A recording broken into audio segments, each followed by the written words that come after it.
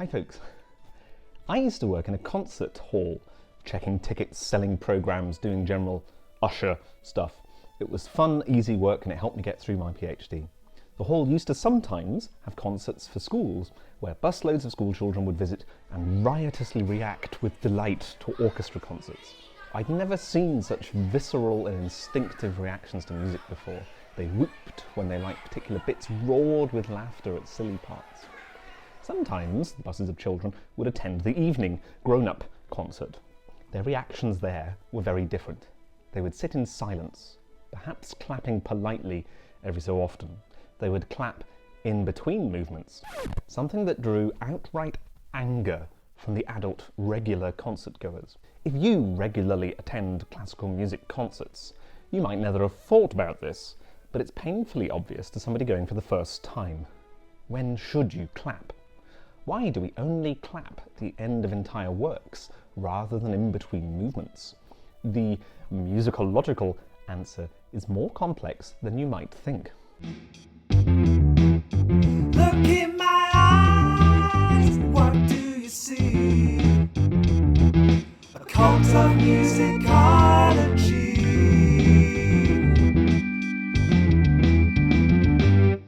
Alright, for anybody drawn in by my clickbait title, the tradition and expectation for classical music concerts is that you only clap at the end of an entire piece, not at the end of a movement.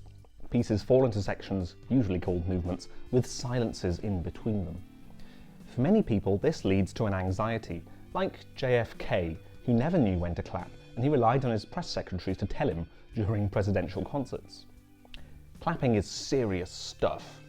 Normally we think that it's to show our appreciation for performers, for instance. Though in military funerals or in Italy there is a tradition for clapping at funerals. This can be slightly jarring if you're unfamiliar with the practice and it just starts to happen at a funeral. But in the world of classical music, audiences take this seriously. A 2016 survey of audience members at the BBC Proms found clapping between movements, quote, barbarous.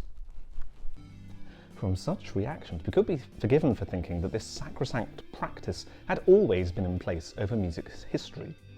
Well, dear viewer, that's not the case. Time for a little musicology. Musicology. Even from drawings and engravings, we know that for hundreds of years, audiences were noisy in their appreciation and behaviour, frequently during the piece.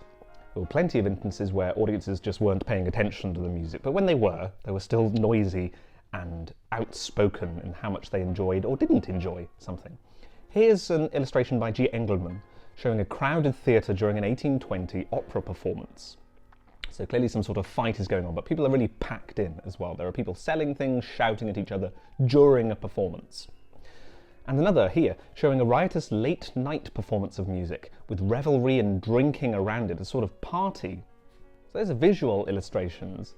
But here's an amazing instance. Here's a revealing letter from Mozart to his father, Leopold, written in 1778.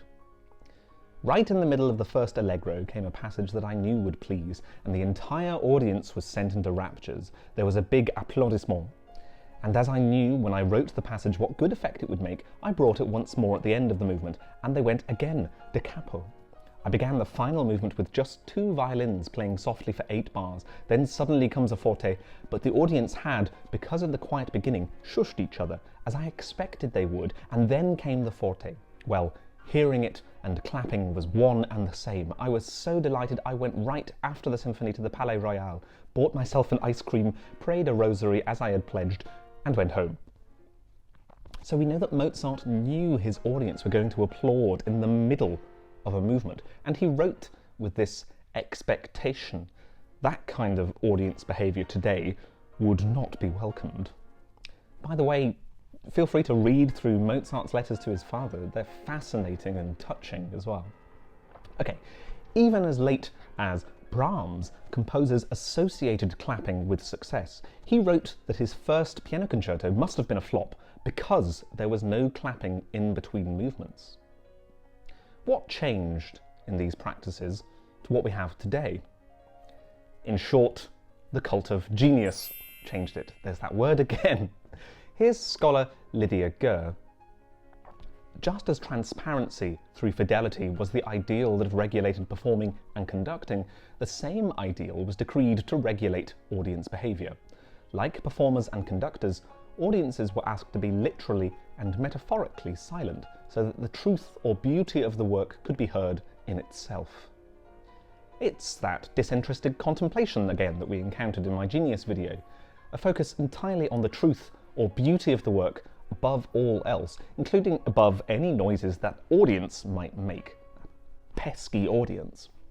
Concerts started to look a little bit more like this, with serious listening going on. One gentleman just buried his head in his hands. Clapping at, for example, the opera began to be frowned upon because it signalled a pause in dramatic action. After a big, impressive aria, for instance, Wagner began to request that applause be saved for the ends of acts, starting with Pacifier. The one piece, if I was going to single it down to any single one, that made us all clap at the very end, once and for all, Tchaikovsky's Sixth Symphony. And I love this piece, believe me, it's going to be the topic for another video soon, but its structure and reception tell us a lot about clapping. It was premiered shortly after Tchaikovsky's death. The critic Hermann Laroche wrote, "The audience behaved, as it were, in a foreign manner. Without speaking or making noise, they listened with the greatest attention and applauded sparingly." The pathétique, as it's known, became a key talking point for debates about clapping, especially since the pained final movement follows what sounds like a rousing finale-like movement. We can presume that this reverential style of listening was brought from Germany, because we know in several German music journals, debates about reforming the concert hall were going on at this time. These included calls for subdued lighting, and even orchestras performing behind screens. One of the very first explicit bans from performance altogether came from the Klingler Quartet's 1909-1910 season. Star conductors, performing in multiple countries, travelling around, started to promote this reverential silence, including Toscanini and Leopold Stokowski. Stokowski wrote, "When you see a beautiful painting, you do not applaud. When you stand before a statue, whether you like it or not, you neither applaud nor hiss." By the time the 1910 Encyclopaedia Britannica was published, the entry for applause read, "The reverential spirit which abolished applause in church has tended to spread to the theatre and the concert room, largely under the influence of the quasi-religious atmosphere of the Wagner performances at Bayreuth." There we have it. Most of our attitudes to sitting in silence and only clapping at the end only come from about 1900 or thereabouts, give or take 10-20 years. Before then, listening was a very different experience. And, still was in some quarters even after then. I'll leave you with this final anecdote. In contrast, Russian American conductor Osip Gabrilowitsch praised Southern Europeans who shout when they are pleased, and when they are not, they hiss and throw potatoes. To conclude then, clapping at classical concerts is kind of weird on reflection. Audience behaviour tells us information about social attitudes to music at different points in time. While we might consider clapping as respect and appreciation for performers, the late Romantic ideal is that we're just as much clapping for the piece or the composer, even if they're long dead.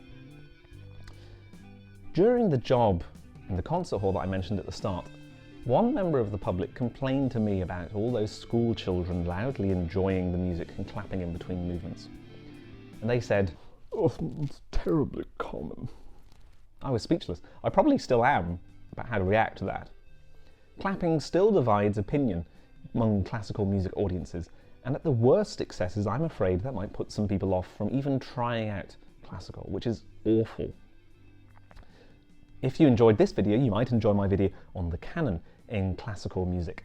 Thanks very much for watching through, folks. Please subscribe, like, share as you see fit. Look forward to seeing you in the next video. Please hit me up with suggestions for topics for future videos. All right, see you in the next one. Look in my eyes, what do you see? A cult of music.